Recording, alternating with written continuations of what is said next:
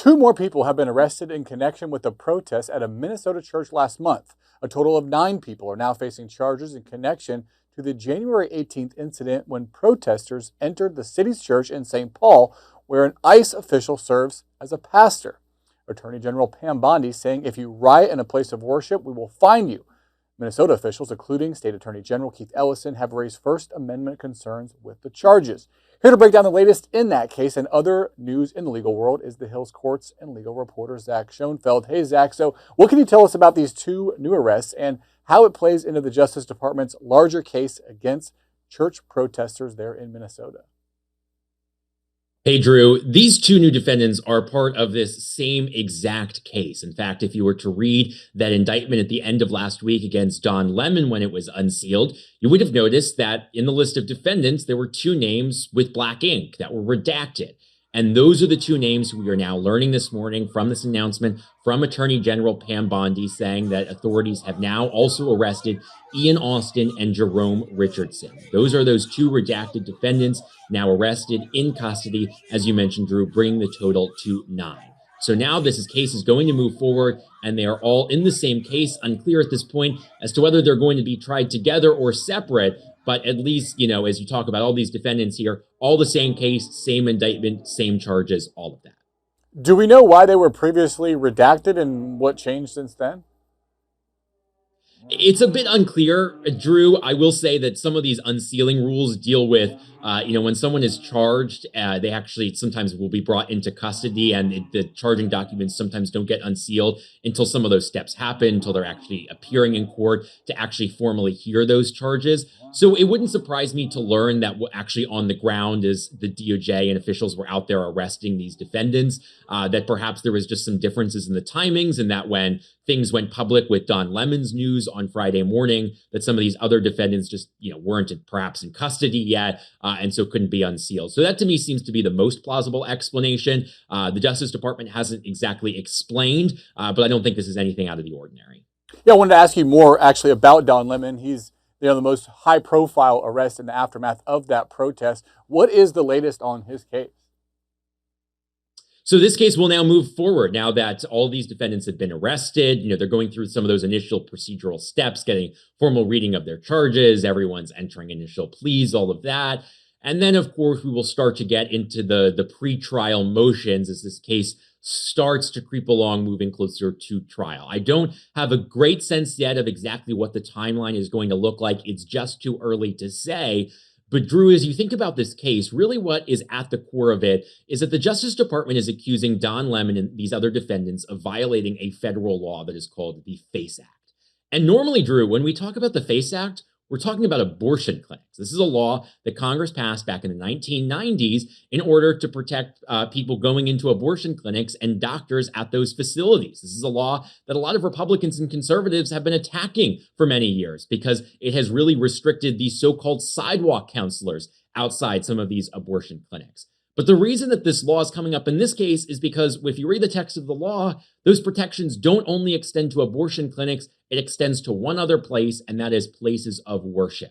So the accusation here in this indictment is that these defendants were interfering effectively with those worshipers' rights, trying to exercise their First Amendment religious rights at that church on the images you see on their screen. But Drew, it's quite just an interesting case because, like I said, I've been covering cases for years where conservatives are trying to attack this law. Even I've seen some conservatives try to repeal it or even say that it's unconstitutional. But now a very different context as it's being used against Don Lemon and some of these other defendants over the incident at this church. Yeah. Another key Justice Department case has been dismissed by a federal appeals court. What can you tell us about this complaint against Judge James Boasberg? Yeah, Drew, this is a case that goes back to last summer when the Justice Department filed a misconduct complaint against Judge Boasberg. And that misconduct complaint, it made 2 main accusations. The first one accused him of mishandling the Alien Enemies Act case. This case when the president last spring invoked this rarely used wartime law to swiftly deport alleged Venezuelan gang members. Quickly, the ACLU and other groups sued. They landed in Boasberg's court. He issued that ruling last spring in the middle of the night saying you got to turn the planes around, caused a huge fight with the Trump administration. And now they are accusing him, of course, of mishandling that case in addition to all the public attacks that we've seen against him as well. So that's the first accusation, that he mishandled the case. The second accusation in this complaint involved comments that the judge purportedly made at a meeting about same time last spring, last March, at a body called the Judicial Conference. This is the federal judiciary's policy-making arm. It's made up of federal judges from across the country. They meet twice a year to talk about what's going on in the judiciary. And according to this complaint, Boasberg, at this meeting last spring, told some of the other judges that he was concerned that the Trump administration was not going to be following court orders. So the Trump administration in this complaint accused him, saying that effectively he was prejudging the Trump administration and needs to be punished for that as well. I give all of that backstory to say because the new news that we are now learning is that after all of these months, that misconduct complaint has been dismissed. This misconduct complaint went to Judge Jeffrey Sutton. He is an appeals court judge who was assigned to handle this. And I just want to read you a little bit from his ruling, specifically what he said about the accusations about that statement that Judge Boasberg allegedly made. He said that this complaint, it doesn't identify any source, contain any specifics, or answer any of the above questions. He went on to call it unadorned allegations. And Drew, the reason this is so interesting to me, and the reason I bring up that quote, is because if you read that quote, it's making it seem like Judge Sutton is saying, I don't know if this happened or not. There's no evidence here to back up if he made that comment. But the interesting part, Drew, is that Judge Sutton is part of the Judicial Conference. He very well may have been in that room and knows whether Judge Boasberg actually made the comment or not. But it doesn't matter because he is saying DOJ didn't back it up in this complaint, and he's saying that is one of a number of reasons as to why this complaint now has to be dismissed. Wow, what a coincidence that was the judge that ended up getting the case. I want to move on to President Trump. He is threatening a lawsuit against comedian Trevor Noah after the comedian made a joke while hosting the Grammys last night about the president's connection to Jeffrey Epstein. There's been a long-standing First Amendment protection for comedy. Does that apply here, or could the president actually have a case? It could apply here. If this were to turn into a lawsuit, Trevor Noah could try to make an argument that his joke was just a joke and that it was parody, that no one was meant to actually take it seriously and as a matter of fact. And if he can make that argument in court to a judge and that, this was effectively opinion and parody and not actual fact, that's all he needs to defeat a defamation claim. And that is a similar track that we've seen have been made in the past as well against some other defamation lawsuits. But to me, Drew, one of the other big questions at this moment is simply whether the president is actually going to file this lawsuit in the first place.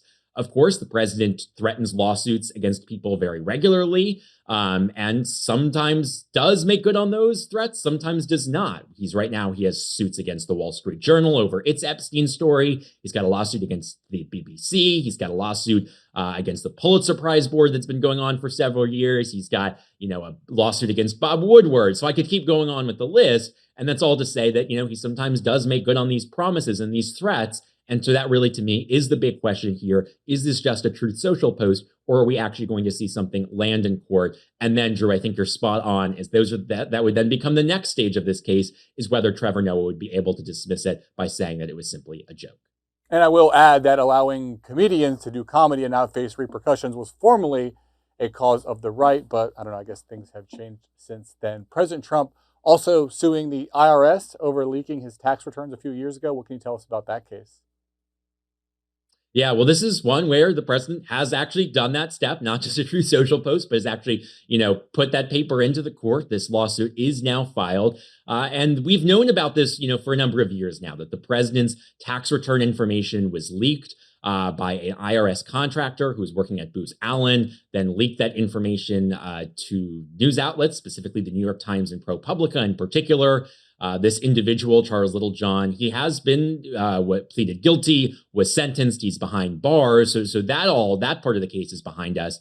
But now what the president is doing is actually filing a civil lawsuit against the federal government, against the IRS, seeking damages, because there is a provision of federal law that says if you're a taxpayer and someone at the IRS negligently or intentionally leaks and discloses your data, that you may be able to get damages. And that is now the provision that the president is using to try to get upwards of what he says could be billions of dollars worth of damages. But of course, this, like I said, that provision has been on the books. This isn't the first kind of lawsuit that we've seen. But at the same time here, Drew, just what a unique circumstance where you have on one side of this legal case, the president's personal legal team fighting the president's Justice Department on the other side of this case. So this will be an interesting one to watch. Could the statute of limitations be a problem for the president seeking this lawsuit?